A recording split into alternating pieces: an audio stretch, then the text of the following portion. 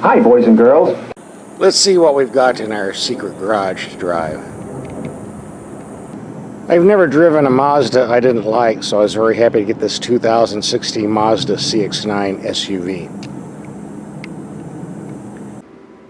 If you have an interest in the Mazda Cx-9, you might also have an interest in the smaller Mazda Cx-5.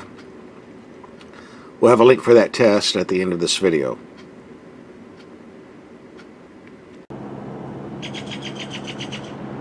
Thank you, Bird, for interrupting my video. If you watch my videos, I've tested every Mazda model available this year and last year, except the Cx-9. Frankly, I haven't had a Cx-9 in a jillion years. I waited a long, long time for this one. I'm very glad I got it. The basic styling hasn't changed much over the years. Looks rather long from the side. It has 3 rows of seating, so it should be.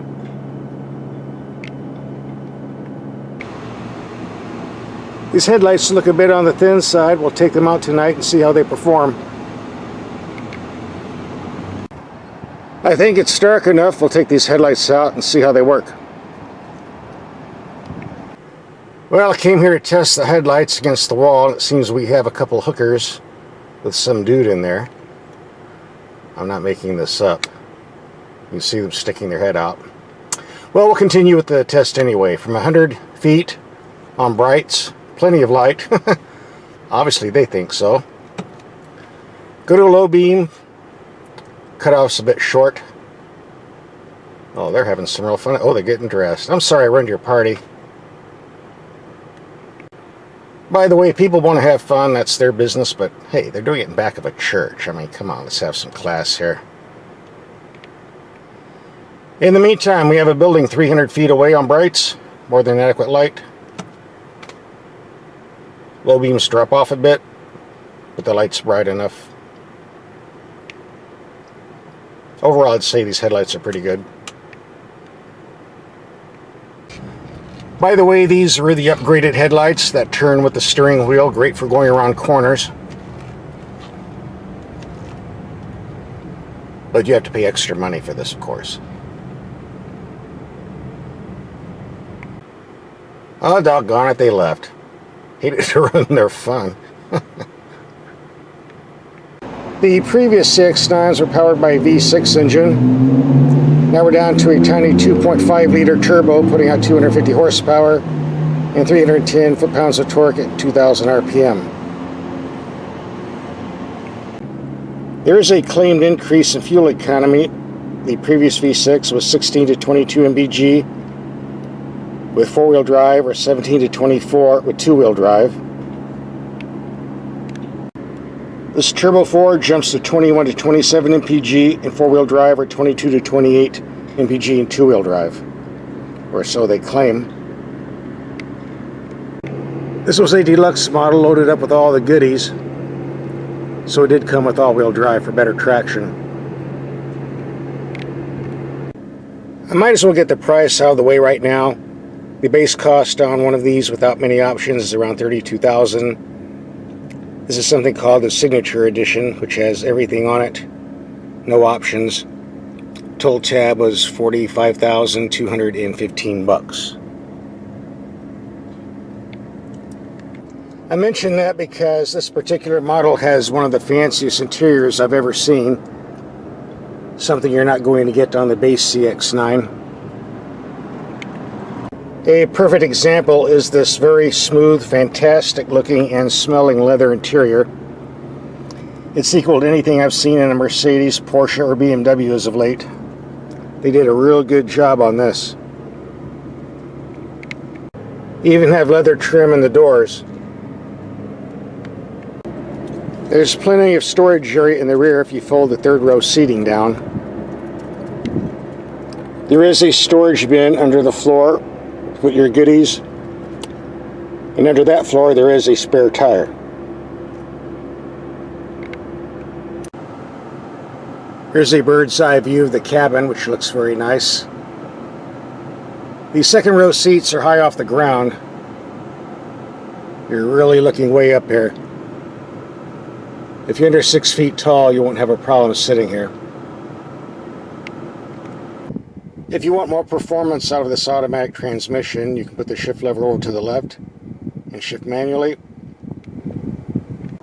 Or hit the sport mode and get performance automatically.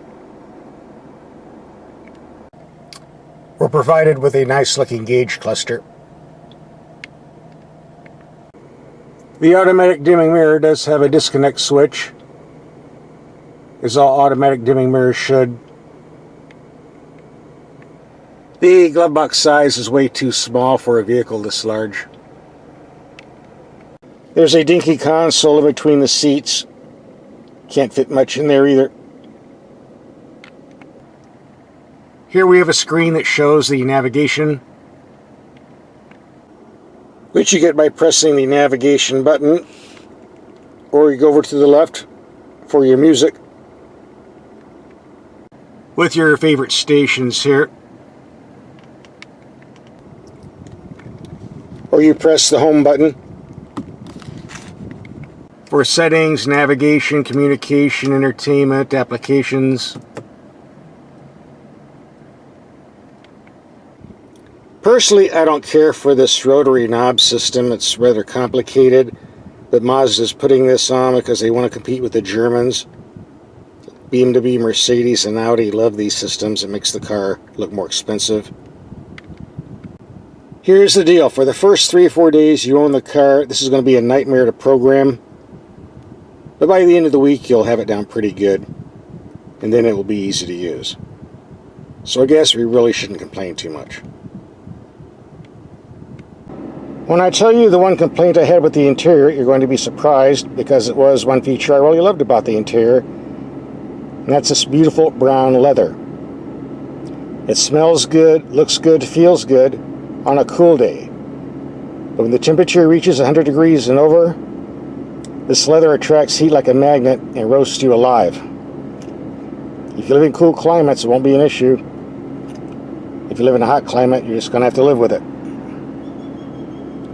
Or enjoy it in December. This vehicle isn't a lightweight at just over 2 tons, but this little turbo engine puts out maximum torque at 2,000 RPM, so it has lots of pickup.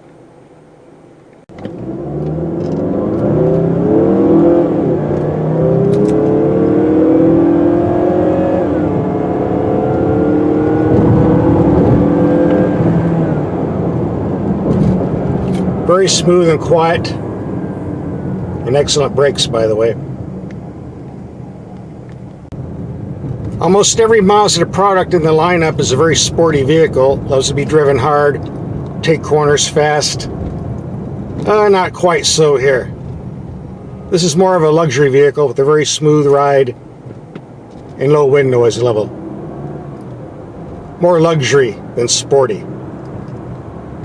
But I think that's what most buyers want in a big vehicle like this. Even on the big potholes I was hitting, I really didn't feel too much. It was relatively quiet.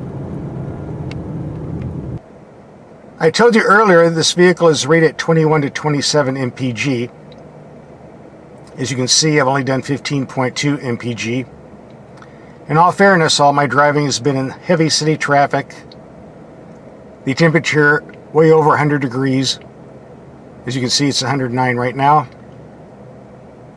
And I have to admit, I've been hitting this turbo a little harder than I should. It's really fun to drive. So obviously this is your worst case scenario. Here's the question of the day. Can the CX-9 be taken off-road? Yes, it can. It has the ground clearance. With all-wheel drive, it has traction in the sand. That's the good news. The bad news is the front nose hangs way over.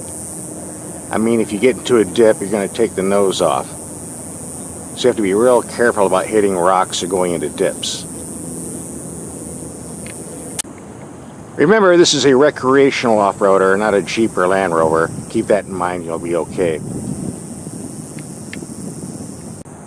So enough of playing in the dirt. We'll get this back on the pavement and do some more fuel mileage testing.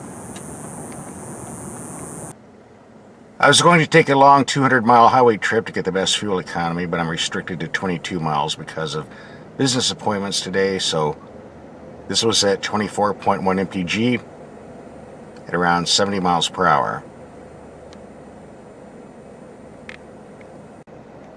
My overall average fuel economy in 246 miles of driving, which consisted of 25% freeway and 75% heavy city traffic, was 17.0 mpg. Again, I stress I was driving pretty hard on the throttle, and it was extremely hot outside. Here's the bottom line on my CX-9 here. Yes, I was a bit disappointed with the fuel economy figures, but then again, I was probably driving a bit faster than I should have been. Other than that, I have no complaints with the CX-9. It's a very fine, luxurious vehicle. If that's what you're looking for, it's certainly worth a look. If you'd like to look at our Mazda Cx-5 SUV video, we have a link for that coming up right now.